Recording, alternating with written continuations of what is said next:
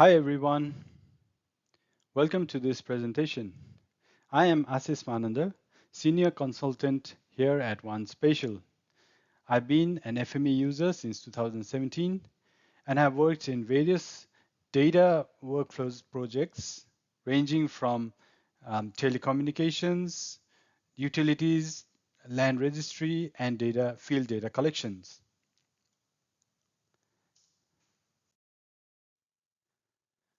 Today, before we jump into the differences between FME Flow and FME Flow Hosted, we would like to start with an introduction of FME Flow, how it is different from FME Form, explain about some of the capabilities of FME Flow and Flow Hosted, and also look into how it might be useful in different workflows in your organization. You might have some experience with FME Form. Formerly, it was known as FME Desktop, but now Safe Software have rebranded it as FME Form. It is a desktop application where you can create or author the workspaces that will extract, transform, and load data, basically do the ETL tasks as FME is an ETL tool. So along with creating the workspaces, you can manually inspect the data, run the workspaces, which will ingest, transform, and deliver data where it needs to go. It's where you build the workspaces that does the work and also run it manually on your machine. On my top right, I've got the screenshot of FME Flow, where you can see it's got toolbars, the navigator window on the left, and the main canvas where you build the workspaces using different transformers available in FME. So for example, if you want to reproject some shapefile data and write into a map.info tab file, you can create that workflow in FME Flow, in FME Form. But what if you want to enable other people to be able to run the workspaces on their own data? Or you might need to start the workspace automatically whenever there is an updated shapefile. So that is where FME Flow or Flow Hosted comes in. So FME Flow is a server-based application where you take what you've created in Form, the workspaces that you created in Form, and then use it to create automated workflows. The interface, as you can see, is a web-based or browser-based interface. You can create triggers, pull in live data, and do so much more with your data and the workspaces that you created in FME Form that you can create hands-off automations. FME Flow runs on server and hence is more capable of running heavy-duty workflows because we generally have more capable hardware in a server machine. Also, it is scalable than FME Form, as adding an engine which can run more tasks is just a matter of updating the license. Of course, you have to have the capable hardware to do it, but increasing the number of license is just updating the number of updating the license. The components of FME Flow can be distributed across multiple servers, and we can even create a robust system with multiple failovers so that you have 24/7 availability for your workflows.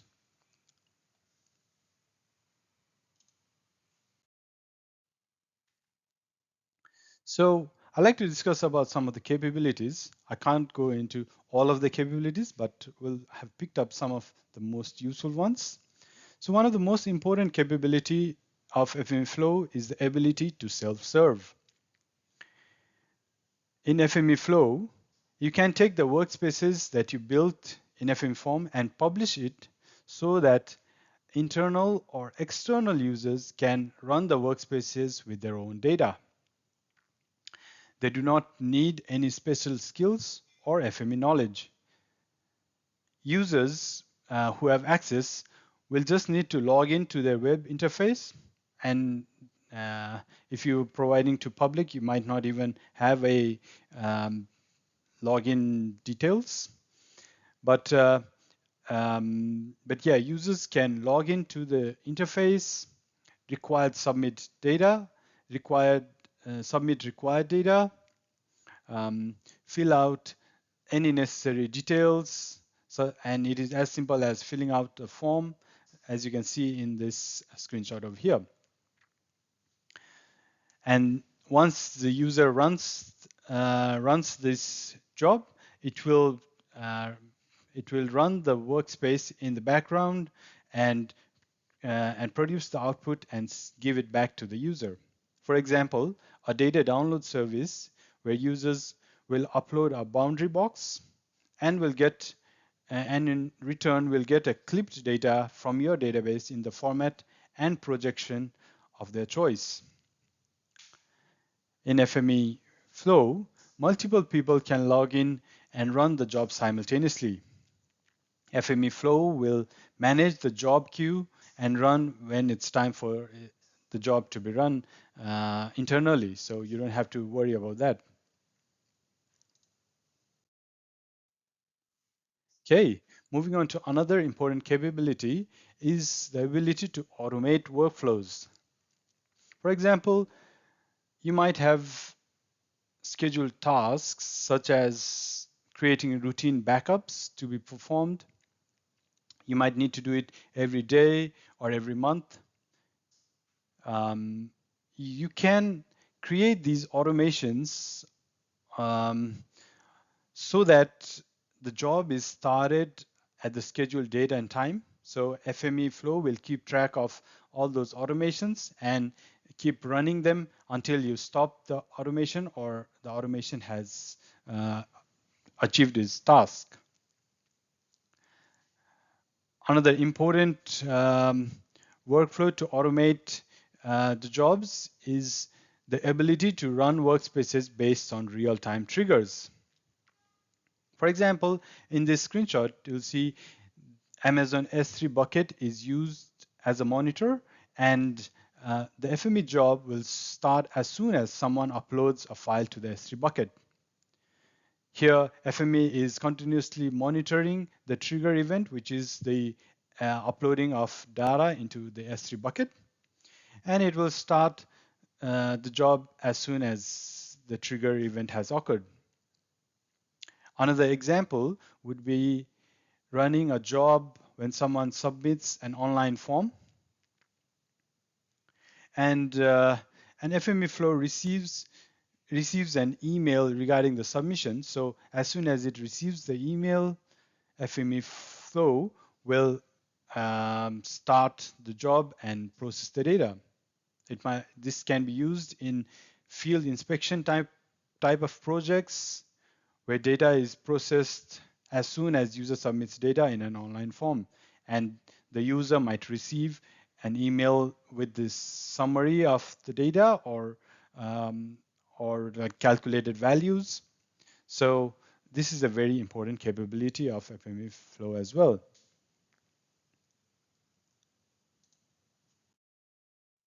Okay, another important capability of FME Flow is data stream processing. Yeah, if your workflow involves continuous stream of data, FME Flow can process the data as it comes in and keep running the data as long as the stream is coming in or as long as it's required. We might have data from Internet of Things sensors, IoT sensors, and we would need to filter or action on a certain type of data. For example, monitoring a continuous weather feed, or a temperature sensor feed, and then sending out email alerts when a certain trigger event has happened. So FME will automatically monitor the continuous stream of data and filter and process the output as required. Another use case here would be to create spatial dashboards, such as dashboards for natural disasters, bushfires, earthquakes, and this can be done through FME Flow itself. Other few examples which are different from spatial data could be uh, processing continuous customer orders, bank transactions, yeah, and data collection um, from different IoT sensors. So, yeah, so these are a few capabilities of FME Flow and also of Flow Hosted, because they both can do all these tasks. So these were just a few capabilities, um, and now and this can be used in a numerous ways depending on your business needs. Now I'd like to pass on uh, the presentation to my colleague Sam Cortero, um, and he will explain about the differences between Flow and Flow Hosted. So hi, thanks for that assist. Welcome everyone. I am Sam Cortero and I will be discussing the differences between FME Flow and Flow Hosted. Before we start, just a little introduction about myself. So I have joined One Spatial as consultant August last year.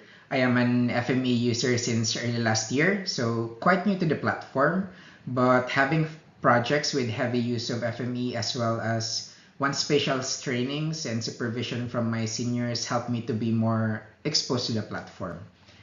I have 2 years of experience in data science and retail industry focusing on spatial analysis prior to joining the company.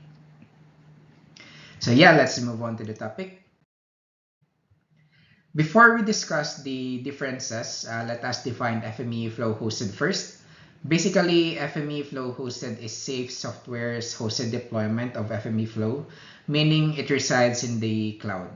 So it is a pay-as-you-go web-based application. You can opt to do an early rate or even avail an annual plan with up to 40% discount. Also, you can choose how many cores or RAMs you want depending on your usage. If you're going to use it for heavy processing, then maybe you can use their premium or enterprise subscription. Or if you're going to use it for general purposes only, then you can choose the standard option. So it's also the most flexible way to automate flow of data between other cloud services, so which will I discuss more in the next slide as we talk about the differences of FME Flow and Flow Hosted. So moving on to the major differences compared to FME Flow. As I mentioned, FME Flow Hosted resides in the cloud. If your data is in the cloud, Flow Hosted is much more efficient to use for accessing data and connecting to systems like Google Drive, Dropbox, ArcGIS Online, Amazon S3, and many more. So yeah, its infrastructure is purely managed by Safe, so you will not worry about security updates. It also has unlimited engines per instance, so you do not need an FME Flow license.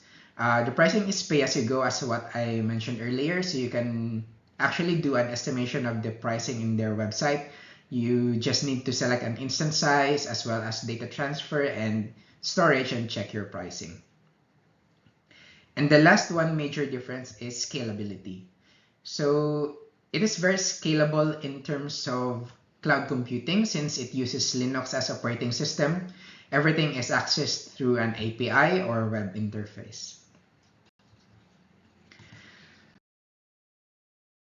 So in this section, we're going to talk about other technical differences that you might be interested in. So the first one is network-based connections. Resources are both features by FME Flow and Flow Hosted, but if you're using network-based connections, FME Flow is suitable to use. For the next one, the Active Directory support. So your organization's users and groups authentication services can be used in FME Flow.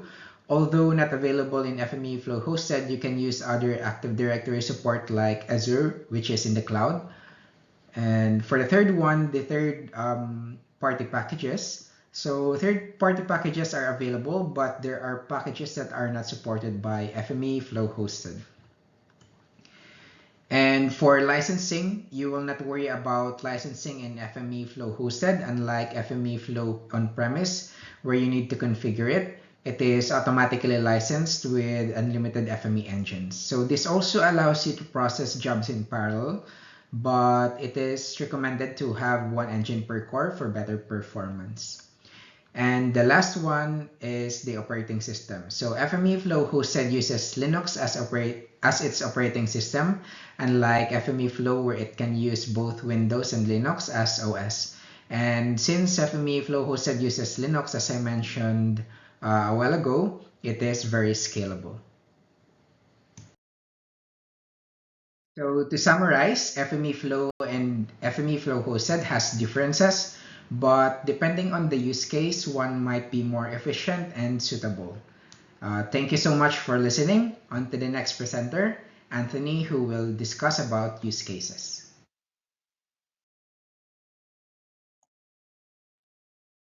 Hello everyone, my name is Anthony Hessling. I'm a consultant with One Spatial Australia. I've been with the company now since June 2022, so about a year and a half. And I've used FME for quite a while, approximately 10 years.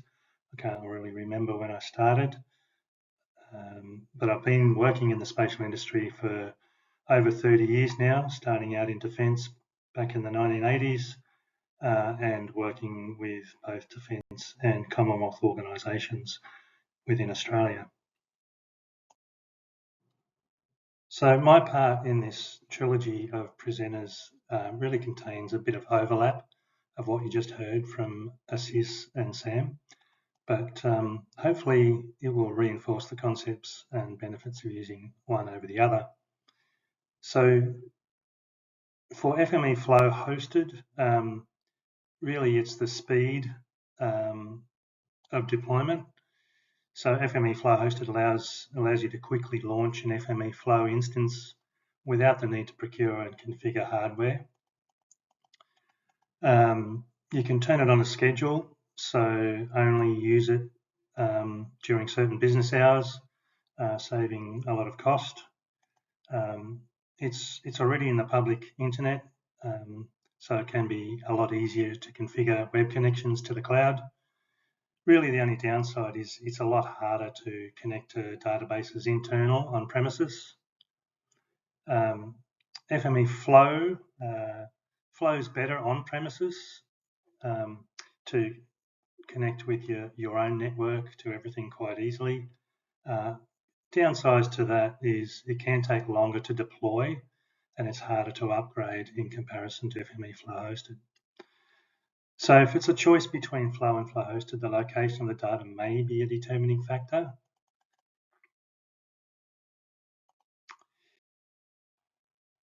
So sometimes the determining factor on whether you use FME Flow or FME Flow hosted is determined by the size of the organisation. For example, small to medium-sized organisations are drawn to FME Flow hosted due to its lower cost of entry, reduced overhead, including the hardware, and pricing flexibility. It's an excellent choice for organisations looking for an efficient, hassle-free deployment option.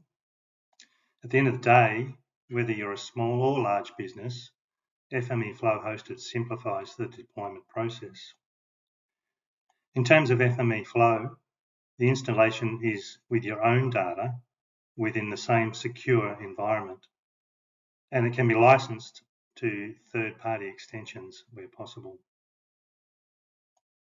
So in terms of public accessibility and custom URL. For Flow hosted, all FME Flow hosted instances are actually on the public internet. However, the access can be restricted. In terms of the custom URL, the URL for FME Flow is based on your FME Flow hosted account name and the name you give it on launch. For FME Flow, public accessibility and the custom URL are both the same. It's possible, however, you would have to configure it yourself outside of FME Flow.